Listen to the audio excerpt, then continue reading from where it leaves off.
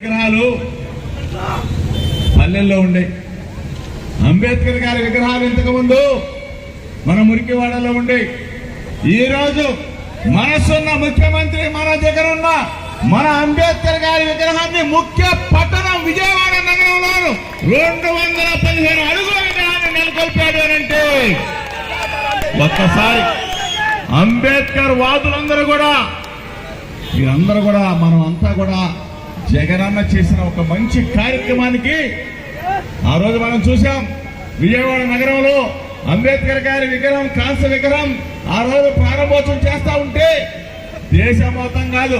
ప్రపంచం మొత్తానికి అంబేద్కర్ గారు మరొకసారి జన్మించాడా అని చెప్పేసి చెప్పినట్టుగా నిజంగా ఆ మహనీయుడి విగ్రహాన్ని మన జగనన్న మన ముఖ్యమంత్రి బ్రహ్మాండంగా నెలకొల్పిన సంఘటన మనం అందరం కూడా గుర్తుకు తెచ్చుకుంటూ అంబేద్కర్ వాదులందరికీ చెప్తా ఉన్నా, దయచేసి ఈ రోజున అంబేద్కర్ గారి స్ఫూర్తిని, అంబేద్కర్ గారి ఆలోచనల్ని, అంబేద్కర్ గారి రాజ్యాంగ స్ఫూర్తిని తూచా తప్పకుండా అమలు చేస్తున్న జగనన్నకి అంబేద్కర్ వాదులందరూ కూడా మనస్ఫూర్తిగా సహకరించాలని చెప్పేసి మనందరినీ కూడా కోరుకుంటూ మనం చూసాం. నారా చంద్రబాబు నాయుడు ఏ విధంగా మనల్ని కించపరిచాడు,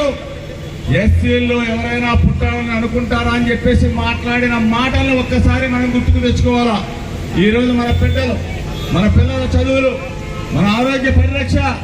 అన్నీ కూడా మన ముఖ్యమంత్రి జగనన్న మన పట్ల నా బీసీ, నా ఎస్సీ, నా ఎస్టీ, నా మైనార్టీ అని చెప్పేసి